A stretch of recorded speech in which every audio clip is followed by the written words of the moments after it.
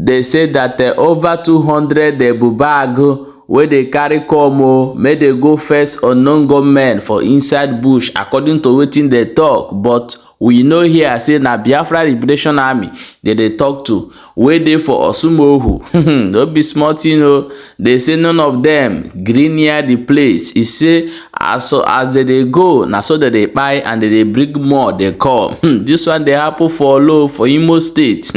If no be this man wey come outside come finally talk say this thing they made to follow am in a peaceful way. Now some group of people come from back one come do am in their own way. He say none of them they near this camp where they for Osumohu as we they talk. My people, let's go and find out how this thing take dey happen. Welcome back to Balabas Gist. If today na the first time we dey come across this wonderful channel, you are highly welcome. We still dey here, they bring you updates back to back as e dey hot. My wonderful people, oh, don't be small thing, oh. This update will go direct, go hit am. May you know wetin dey go on for inside Imo State. They say that over 200 and something Ebubago and other security way from different states come. May they come help them fight UGM or non-government for inside Imo State, but the place where they call Osumohu. But waiting they talk here and Biafra Liberation Army they talk to, they say that those people where they carry come, he say once they go collect. Say none of them they near those camp again. Waiting they can do now, they carry youth, Imo State youth, they buy them, they carry some. They collect money for their people and they buy some, they put them inside bush. This now wetin dey happen. This community don't come outside now, come talk say they don't beg the Hope Uzodinma make him remove all the whole security. Say Hope Uzodinma do am remove the security, but those men go from back, go create another, go bring another security, enter inside this place. Come they use the opportunity they buy youth. I will play this video. May you watch, listen very attentive from beginning to end so that you understand wetin dey happen. In case if you not understand Igbo, I go still analyze am more better where in the ending of the video. Listen very well. And this tell us the Megu when this Christ is in heaven abai woman ya na kumpampa bwana bulaku e maybe so good eso the bull tell oku and him and onye iwe a na-enye ya ọchịchị and onye na-achọ ụmụnna ya ka o gbusie a na-enye ya position maka na inye ya ọchịchị ụmụnna ya agwụla ewere ya security position nye the same person ama na obi iwe n'obi ya bịa lead security the head recruit ọdịmọs initiative a contract ya another security again na nso kwa ihe nọ n'ọsụ na River State no ya, different states no ya. More than 150 boys no also. Since last year, September, more than 150, according to them, has about 200 boys, 200 men.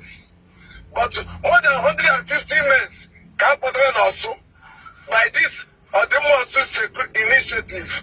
Can you put on apụtara ka ha jee lụọ ọnụ gọọmenti nọ na kampụ Osumohu ka ha jee lụọ ọgụ chụpụta ha ebe a. Since they don't want to listen to our peaceful dialogue, ha chọrọ ka ha lụọ ya fire to fire. Anyị agba ha nkịtị. My brother, kemgbe September till today, this security have never crossed to that camp for one day. The same security have to fight unknown government from September till today. Have never crossed to 7 poles to that Osumohu. Ever come for this security war. He hit an answer. Every village and hit an answer. And from hit an answer to ever come body. They come from hit an answer. Kawa, he make emo after all, that's very far away from the camp. But this security is serious. Came with September. Now cause havoc. Also LGA. Emronya Hajiri Mene Shaman leader. And Apoya Wally Walk. Azuba Yaw. She may say okay. Wally Walk Hajiri Maraya.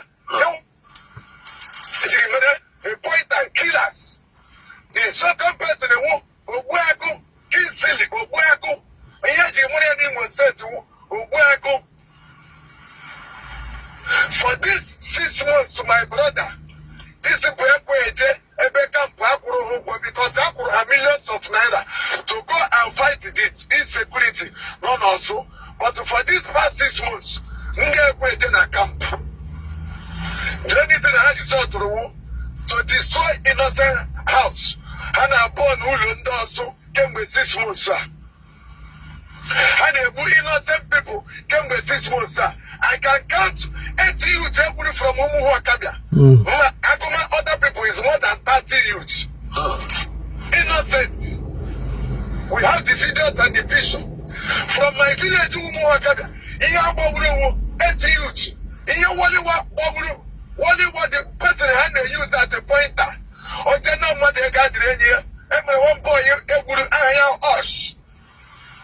Oh, you're that boy in Yego. That boy has said no Diego. After 2 days, after voice note, I said this that boy not gonna be a watch up here. I want that boy. I want that young boy. Next, I want to say not saying you to the same security. Get a chapando. Get a nyayendo. And I want to say innocent people. Now labai. On the January this year, I hear create here about Orsu LGA indigenous. We are more than 1,000 plus Orsu LGA home and their blood in that WhatsApp. I hear people when you think that they will not go swaya or walk. They will let me swaya or walk. Then the security to save life and property. Now, who's kidnapping? I got put on your soul another 500,000 before you release here. I got put on your soul. I charge you 200,000 before you release here. Or was there no business to come up in the Apple? I won't warn you. Enjoy your group. I said, I will phone number one on your number man on a phone here. I won't want somebody. Enjoy your group. I said, Papa, no, you're more than the camera. 80 years old man. We are no government. Jeopardy about what demand. I said, we are no government. My brother, no somewhere. Papa, when he the liable, that's not 18 years ago. Oh. The Brahma can wear no name in a mere job. Japawa, an 80 years old man, innocent man. Let the security actually led their own operation.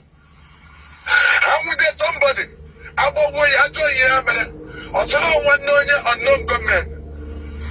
Now, you had a good phone. No Bumaki. But you have Bumaki also, and about we have I need security people. Man, you have Bumaki for, and about Manager funny thing, now this somebody and the Oguago, what former unknown government members. As 2 years ago, 3 years ago, hands on a bull, hands on a window madana, as unknown government, hands on a government property, hands on a community, all the atrocities. I think that I had Charlie Alapopota, bigger head with their security. A bit of my hair, window money in the house. I hear bit of Simba. Now, but the security can have your chequando. What I can tell one dog. But since for past 6 months, now about the Beckham party, you show that they don't have the capacity to defeat these people. Since now for past 6 months, now across the camp on Osumu to fight these people one-on-one, it simply shows that they cannot fight these people.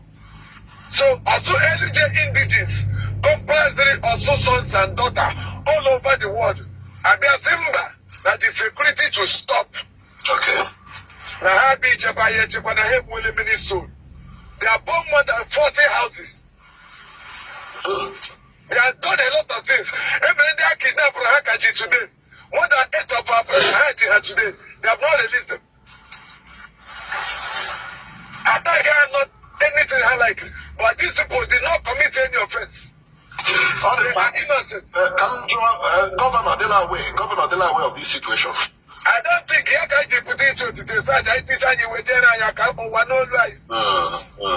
My guy, my own governor, their way. Okay, but I did say for them. My country, me here. I did it under government, their community for now also. This security has got a bay, your own also. River State and other states can handle the contract.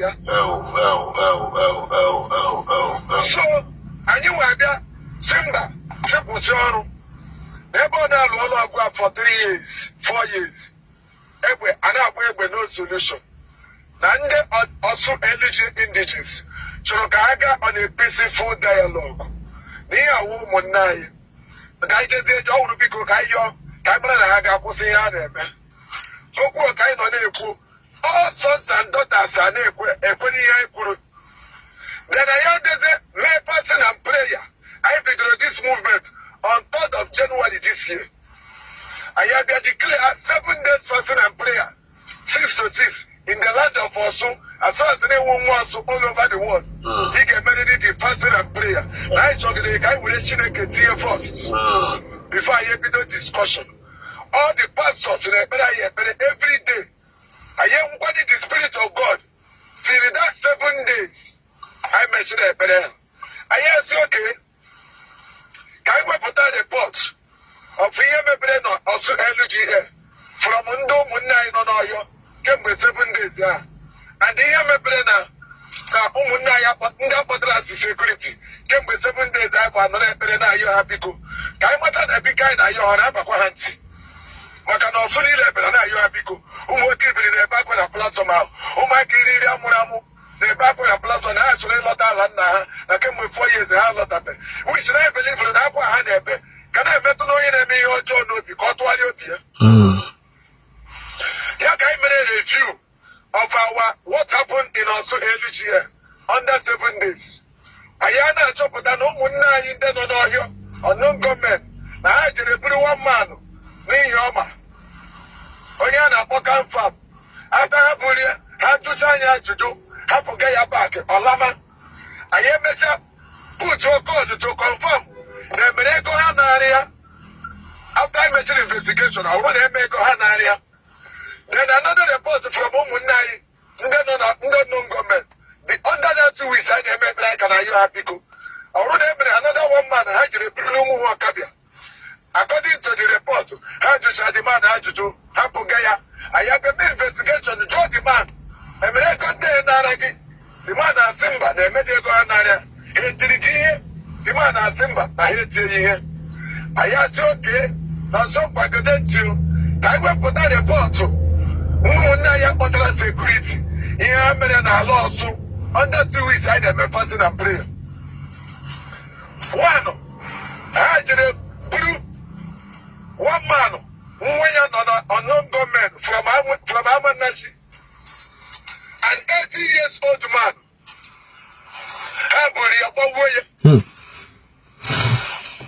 I got a good about the above. Nigga, what the Orsu LGA party. Can't really papa. A job at that why you're just send down. In these 2 weeks, I kidnap Umunai top. When you see it over. Onye mu akabia ka ha jere kpọrọ nwa ihe bụrụ property ya bụrụ moto ya bụrụ machine ya bụrụ ihe niile ejiri du nwunye ya n'ahịa ndị security akpọtara ndị self ndụ under the 2 weeks anyị na-emere ha ga-ekpara nwunye mmadụ jebe ebe ha nọ na kampụ ha bụrụ property ejiri du that woman jebe ebe ha nọ na kampụ ha. Under the same 2 weeks, I know you're happy. I kidnapped somebody from Itanasa, a 50 years old man. She had children. I joined him. I said, I don't know government and I didn't know. I hear with a Simba. I hear wow. Then I be checkwa. I told someone not the chief security officer of that or the most security initiative. God, okay, I add it to them. anyị akpọzie the chief security officer ka ọ bịakwa this atrocity na ọmanya ihe ụmụaka ya na-eme. Ihe the chief security officer mere after ịkpọpụtara na the platform bụ ibido ịkpọ m aha bido na-akpọrọ m mba na-akpọ m terrorist na-akpọ m non-government sponsor ebe ihe ọ dịrị akpọfọ m ndị ọzọ a na-achị ya our brother tell ọdịmegwu ihe na-akpa agba ego ka ekwuru kpọ gị here. Lele atrocity security gị na commit. Are you aware of it? Ọ ga-hapụ ihe a na-achị ya si m na ọ na-abịa Lagos ibi egbu m ụwa nụrụ olu m. Gọvanọ nụrụ olu m etela ọdịmegwu sendịrị m threat the voice note ka nọ na the platform na ọ ga-abịa Lagos ibi egbu m na ọ ga-egbu my family na mmụnye ga-eri nkịta nwụrụ anwụ. Agba m nkịtị ndị mmadụ agba ya nkịtị ọ sị na ọ ga-ahaki our account na ọ ga-ahaki the platform anyị na-handle that WhatsApp. Ga-egosi ya o ji wụ computer literate. Ọ dị mma ka anyị dobiri ebe a ihe anyị na-arịọzi wụ aka na-achị steeti Imo Gọvanọ Hope Uzodinma of course ị na ha agbalịla because ị kwere nkwa na ịchọghịzi ka agba kpakam na steeti Imo anyị niile nabatara ya. Biko leba anya n'ihe na-eme n'Ọsụ. Ọ bụrụgodị na o nwere apparatus ma ọ bụ ihe were n'Ọsụ ebe ahụ to make sure that security dị na steeti na Ọsụ local government. Biko review it. Ọ dị mkpa na i-review ihe na-eme n'Ọsụ because ka ọ hapụ ịwụ na ihe anyị rara 4 years ago na abịakwara wakwu again ya echikwe n'Ọsụ palite ọzọ. Biko anyị na-arịọ aka na-achị steeti Imo then ụmụafọ Ọsụ niile tinye na aka hụ na udo laghachitere because onye ọbụla gbafucha onwekwa onye ga-alọta Ọsụ again. Biko arịrịọ ka anyị na-arịọ ka udo chia na ala Ọsụ niile, ka udo chia na mpaghara Ọlụ, ka udo chia gburugburu steeti Imo. Ndewonu. Yeah, my wonderful people, welcome back. As you don't hear wetin dey go on for inside Ọsụ, and also hear the message wey this our brother wey dey call Osunkwa said give to Ọsụ people. All this thing now, some people for inside this place where they call Ọsụ don't come together come talk say they want make peace dey for their community. They come talk say they go meet unknown government them, find a way to reach out them and beg them for peace and know wetin be their anger. As they come talk this thing finish, now some people come from back go collect money from unknown people, come go hire security, may they go they fight unknown government. Unfortunately, those security where they carry come, they no fit defeat unknown government. Now so the security now can't use the opportunity, can't they carry the youth of those community, go they buy them for inside bush. Some they use them, they do kidnapping work. Some they use them, they do all kind of things wey no good. Now waiting they happen for this community where they call Ọsụ. Please share this video so that other people go know wetin dey go on, and do not forget to follow this page for more updates. If you are watching from TikTok, it will be easier for you to subscribe to our YouTube channel by clicking that YouTube logo. It will directly take you to our YouTube. You can subscribe over there. If you dey work for Facebook, the YouTube link is also there, or you can request for it. We'll send it to you immediately if you can't find it on your own. So make sure say you are following all our social media handles, and thank you so much for watching. And I'll thank all my fans who are sharing my video. May God bless you all.